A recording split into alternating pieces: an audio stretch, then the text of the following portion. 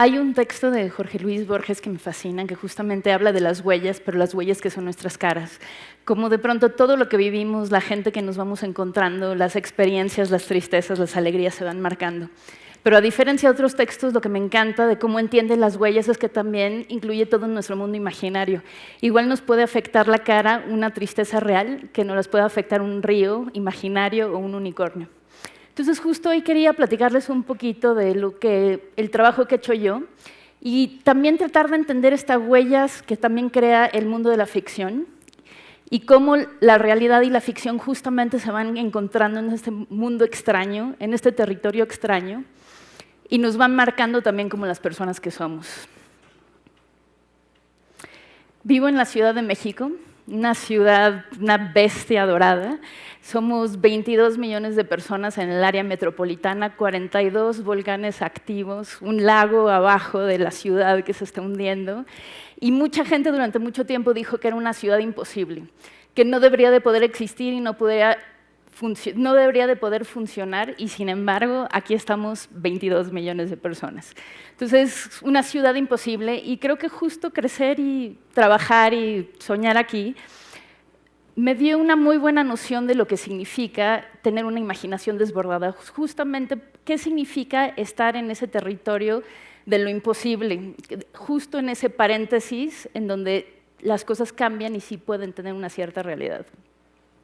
He tenido muchas excusas en la vida para ir a tocar varias puertas.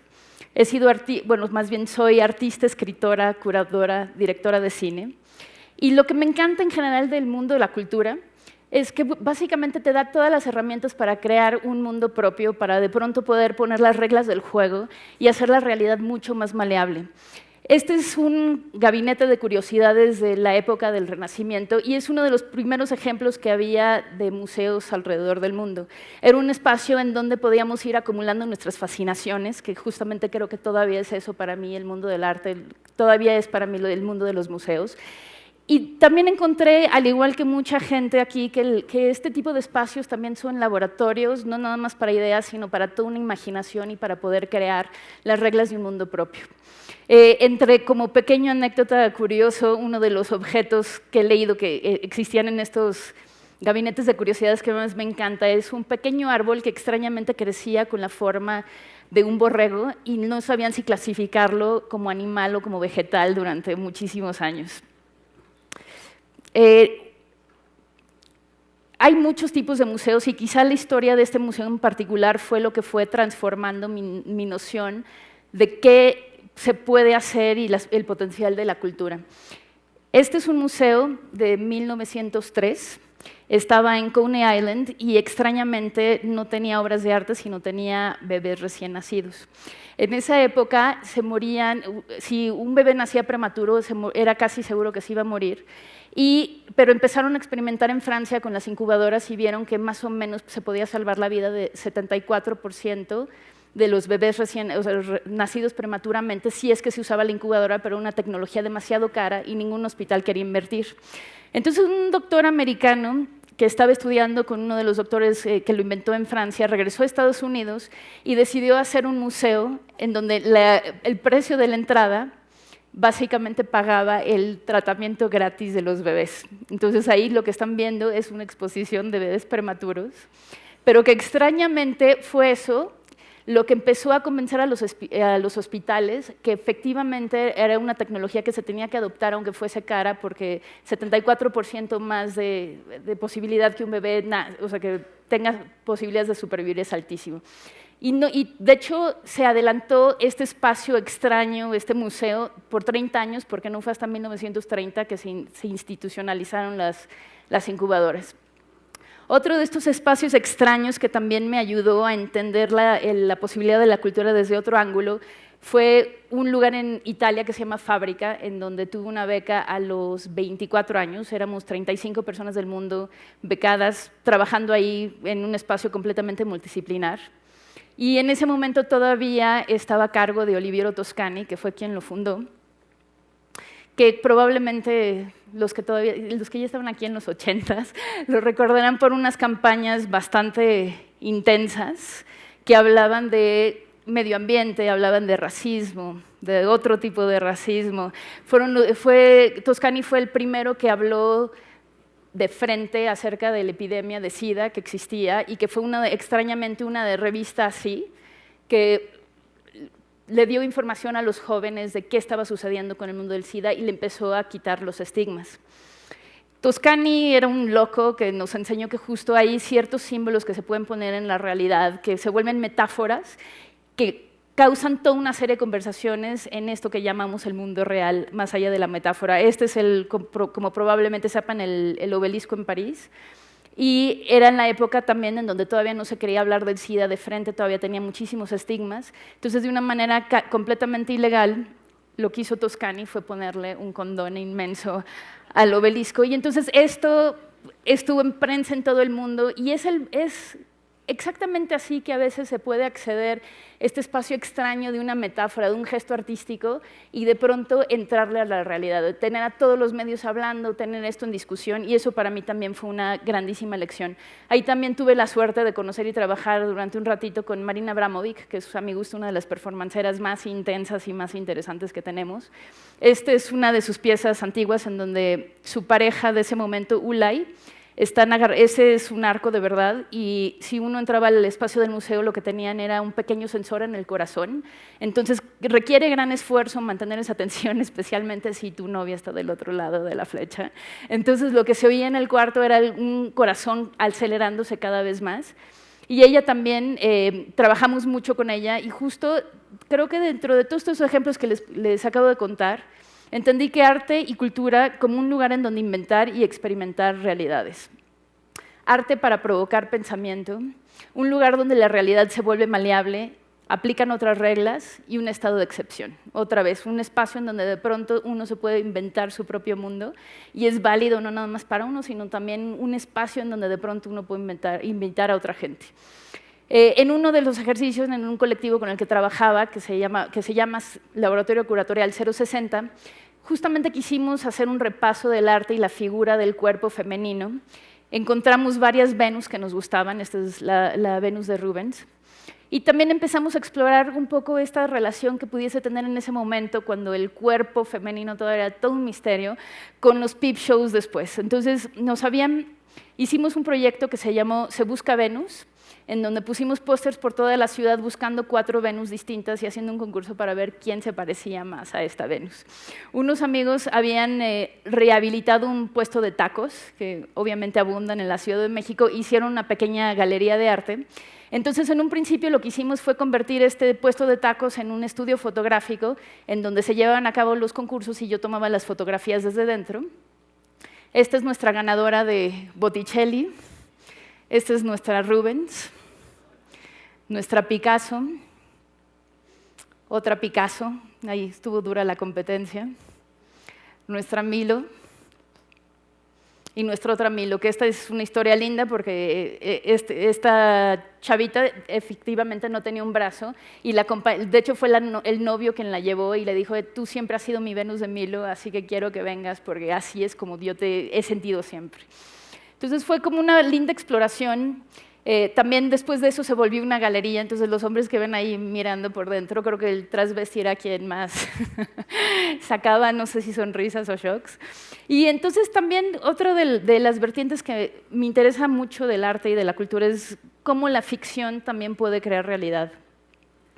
Esta es la frontera entre México y Estados Unidos, es una de las fronteras más transitadas en el mundo. Creo que hay algo así como 350 millones de personas pasando todos los días.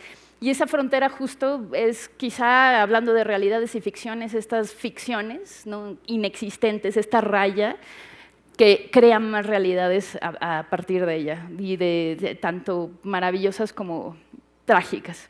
Entonces hice un documental con un amigo acerca de un parque en donde tú podías hacer como si estuvieras cruzando la frontera durante 4 horas, que en realidad extrañamente era un lugar en donde se podría ir a entrenar la gente que quería cruzar la frontera. Sí.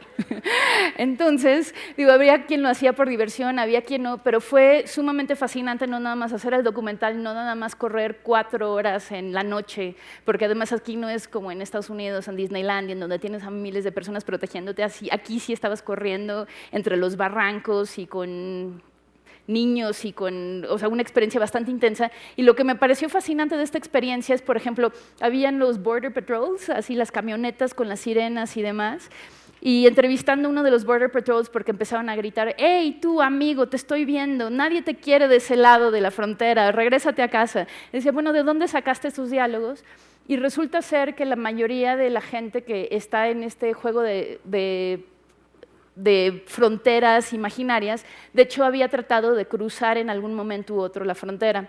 Como dato interesante, de hecho, está en un lugar que se llama Ecoalberto, y más o menos el 70% de este pueblo tuvo que emigrar a Estados Unidos porque no encontraban trabajo. Entonces se volvió un pueblo fantasma lleno de niños y lleno de abuelas. Y al Consejo de Pueblo se le ocurrió hacer esto para retener a su gente y para poder atraer dinero a la comunidad. Y funcionó. Hoy en día, más o menos el 90% de la gente que se fue regresó y ahora trabaja con uniformes falsos y sirenas falsas y todo un juego para la gente que sí todavía quiere cruzar de verdad, pero además les están contando que hay otras posibilidades, ¿no? O sea, ¿para qué te cruzas la frontera si puedes hacer como si estás cruzando la frontera? Y extrañamente, no les voy a decir si eso no es la frontera real, porque hay toda una serie de confusiones en Ecoalberto, porque sí es muy parecido el espacio de Ecoalberto al espacio del desierto donde se cruza, con la pequeña diferencia que Hidalgo está a esa distancia de la frontera. Entonces, este es otro tema que me interesa muchísimo, que es la ficción aplicada. O sea, cómo podemos de pronto agarrar ciertas técnicas, ciertos pensamientos que uno pensaría que les corresponden nada más a este espacio de la imaginación y de pronto poderlos inyectar en la realidad y ver qué sucede en ese lugar. Por lo mismo, también me parece interesantísimo el arte como espacio político. Esta es una pieza de una exposición que curamos. Es una pieza de Gianni Motti y si ven de ese lado hay un hombre de amarillo y era justo en el momento que estaba candente todo el tema de Abu Ghraib, en donde se cachó que estos militares americanos habían estado torturando a los presos, en donde les ponían las máscaras. Y esto que ven aquí, este simulacro que nada más es una bolsa amarilla sobre la cabeza de alguien, es en el partido de Roland Garros en París, que es muy famoso, y él se puso justo enfrente de las cámaras. Entonces, con este gesto tan sencillo, que es lo que me parece absolutamente magnífico, tuvo que haber un despliegue inmenso de seguridad, porque no se lo permitieron. Y él preguntaba, bueno, ¿por qué no me lo permiten? Y era una no conversación, justo porque era muy claro lo que quería decir y al mismo tiempo no lo querían tocar. Entonces, esto también fue algo, lo sacaron del partido y también fue una explosión en medios que otra vez enseña cómo de pronto el arte puede sobrepasar ese espacio de museo y más bien volverse un diálogo y una conversación en eso que llamamos realidad. En este mismo territorio me parece fascinante el arte como un proceso de pensamiento. Esa es la Ciudad de México, como verán por nuestra grandísima bandera.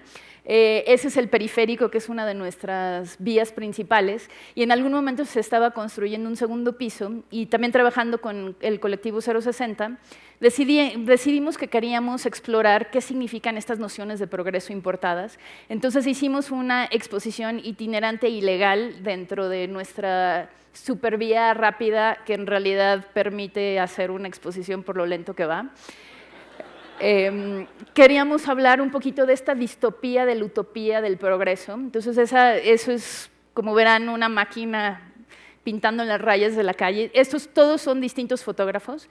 Eso es un poquito hablar de justo un contexto social en México y esta paradoja entre cómo vivimos también nuestro pasado. Este es un desfile de payasos que se va cada año religiosamente a la Catedral de la Ciudad de México. Estos son nuestros policías, esperamos que en sus horas de descanso y no en las de trabajo. Este también hablaba de la distopía social y todo nuestro expresidente multiplicado muchas veces por maestros en calzones en huelga.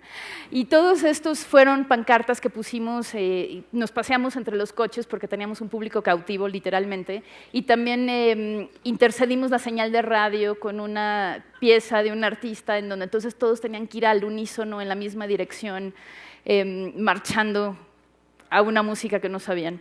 Después hicimos otro proyecto en frontera, lo que ven arriba es Guatemala, la cuadrícula es México y un espacio extrañísimo que se llamó Frontera. Y nos pareció fascinante poder trabajar desde ahí, porque de alguna forma una frontera es una utopía. Nunca estás en la frontera en sí misma, sino siempre estás de un lado o del otro. Y esto nos permitió llegar aquí con 32 artistas y empezar a pensar en un Macondo. O sea, ¿qué pasa si de pronto 32 personas toman las calles de un lugar relativamente pequeño y empiezan a suceder cosas en complicidad con la población?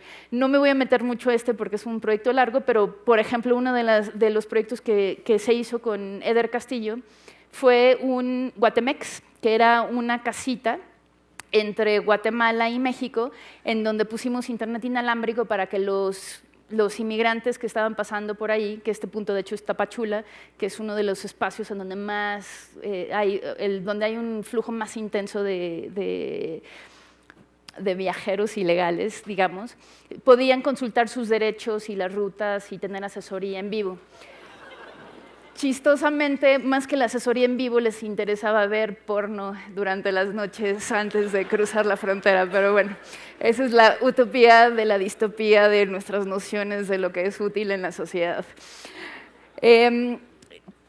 Recientemente, hace un año, hice un documental que también me regresa a mi épocas de infancia. Este es El Güero, que fue un personaje que me causaba tanto fascinación como pavor cuando estaba yo chiquita, y entre muchas otras cosas, él era amigo de mi papá, y mi papá, entre muchas otras cosas, me decía que había vivido durante 2 años y medio en un zapato con su esposa. Entonces, si tienes 5 años y tu papá, que siempre dice la verdad, te dice que vivió en un zapato, pues no era decir, bueno, sí fue cierto o no fue cierto, sino más bien cómo le hizo, ¿no? O sea, entonces era un zapato chiquitito y él se encogía y entraba, o más bien era un zapato enorme que era como un hotel. Le perdí la pista al Güero durante muchos años y me lo topé 3 años después. Y para mi grandísima sorpresa, la historia del zapato era cierta. Entonces empiezas a indagar dentro de este mundo de alguien que te causó una fascinación tremenda de chavita, que de verdad llenó mi cabeza de miles de historias y de imágenes. Y por fin, este es el póster de la película, y por fin pude conocer el zapato. Este es el final del documental, que como no llego a Ecuador, se los enseño, porque normalmente no lo enseño. Es la esposa del Güero, ese es el Güero, y ese es el zapato donde de verdad vivieron durante 2 años y medio. Y para mí fue una exploración fascinante, porque la imaginación humana me parece una de las cosas más magníficas que han existido, pero habiéndome reencontrado con el Güero, también me di cuenta de cómo la imaginación a veces también es un refugio lleno de tanto patología como poesía, porque yo cuando me enteré que vivió ahí 2 años y medio, me parece las dos cosas simultáneamente, o sea, el gesto más poético que uno se podría imaginar, pero luego también cuando Sonia contaba de cómo tenía que poner 4 paraguas pegaditos cuando empezaba a llover para que no les entrara agua al zapato, pues, o sea, ya empiezas a entender la realidad que está detrás de ese gesto sumamente poético de querer hacer tu vida una fantasía. El Güero, entre muchas otras cosas, hoy en día todavía cierra los ojos más del 60% del tiempo. O sea, cuando tú le estás hablando, se mece un poco, cierra los ojos y empieza a imaginar. Y siempre me ha dicho que justo la cosa es que se le hace mucho más intrigante y se siente mucho más seguro en este espacio de la cabeza, en este espacio imaginativo, que en el espacio de afuera. Y también entonces hay una cierta tristeza, digamos, en este espacio de imaginación que a veces no se logra compartir y al mismo tiempo que una belleza tal. Me enteré justo durante el transcurso del documental que todo lo que lo impulsó a querer hacer su vida real una fantasía y un cuento de hadas viene de circunstancias muy difíciles de su vida. Esa lámpara, eso fue un simulacro espontáneo, pero el Güero anduvo por las calles durante casi 2 años con esa lámpara y no dejaba que nadie le viera la cara. Entonces comía por debajo del… o sea, se pasaba la comida por acá y demás. Y entonces el espacio de su mente ha sido sumamente importante para él y también fue una muy buena exploración de decir, bueno, ¿qué sucede cuando la imaginación se divorcia de eso que llamamos realidad, ¿no? O sea, ¿qué sucede cuando ya no dejamos que una haga huella en la otra? Extrañamente, también esto me parece fascinante, regresando a este texto de Borges y la ficción y qué tanto nos deja huella o no, resulta ser que estas neuronas espejo que tenemos que se activan cuando tú ves a alguien que se acaba de, qué sé yo, lastimar la rodilla, también si hay un proceso de empatía se te activan las mismas zonas a ti. Ahorita los estudios han demostrado que inclusive leer acerca de ciertas cosas te estimula las mismas áreas neuronales como si te estuviera pasando. Entonces a mí me parece absolutamente fascinante que efectivamente, regresando a Borges, nuestras ficciones también son parte de nuestras huellas, inclusive a nivel fisiológico. Y ya para acabar, porque ya veo todos mis ceros por allá. Entonces, lo que ha pasado recientemente, de artista, escritora, curadora, directora de cine, ahorita estoy trabajando en el gobierno, que yo hubiera pensado que era el espacio más alejado a todo lo que yo había hecho en toda mi vida y uno de los espacios más difíciles de reimaginar. Pero y justo ahorita, desde un nuevo proyecto para la Ciudad de México que se llama Laboratorio para la Ciudad, que es un departamento de innovación cívica y creatividad urbana, lo que queremos empezar a entender es ese espacio simbólico no nada más de las cabezas, sino de las ciudades, y ver cómo también en estos espacios que parecen tremendos, entre lo posible y lo imposible también hay un lugar riquísimo que explorar a través de todo lo que nos enseña el arte. Muchas gracias.